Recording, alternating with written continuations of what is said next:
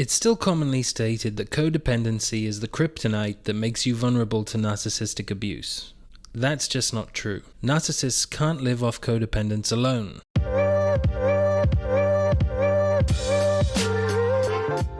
If narcissists have one special skill, it's their ability to ingratiate themselves with others. They're excellent shapeshifters. In the first phase of a narcissistic relationship, idealization, he or she has met someone who seems valuable enough in some way, be it looks, social status, money, wit, charm, humor, to attract their attention. What follows is a whirlwind of fun, excitement, and flirting in which you get very close, very quickly, and all the while they're learning about your personality. I don't believe this is a conscious behavior. I think the constant hunger for new and better attention or narcissistic supply explains most of their behavior and is a reflection of the crushing shame that undermines their self-esteem. Here's what most people don't realize. The fun and excitement, along with the unconditional love, curiosity and attention that comes from a narcissist in the early part of the relationship is potent enough to ensnare anyone, not just people with codependent traits. Unconditional love is what we're all seeking. On some level, whether we got this from our mothers or not, we all miss it. Whatever their gender, narcissists have a way of shape-shifting into people who can provide a kind of attention which is validating and affirming in every way and taps into that primal need. It's irresistible, and no one, no matter how emotionally healthy, is immune. An infant has no defense against a mother's love, and therein lies the danger. In the idealization phase, their narcissistic wound is being salved by your attention.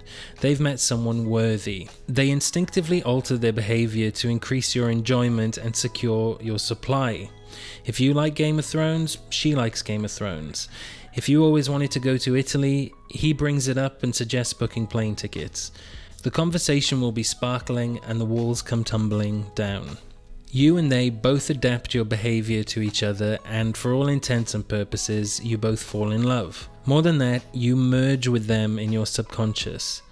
Unfortunately, they don't. They can't. Their insecurity causes them to begin questioning your worth and whether you're good enough for who they perceive themselves to be. There's a fear in them so deep that they could never risk pair bonding with someone. They start to think of reasons you're not meant to be together. They start to test you. Pranks, criticism, judgment creep in.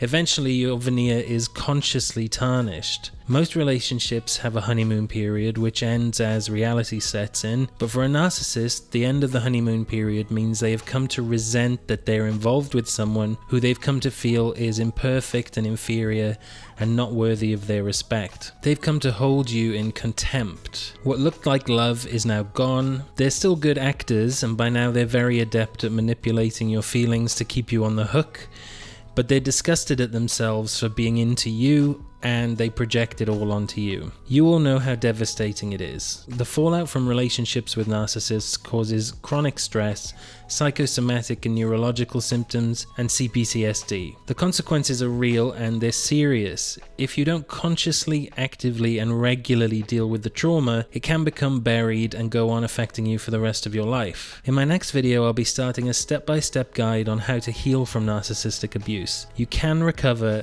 and get back to enjoying life. Don't forget to subscribe, and if you'd like my help, drop me an email.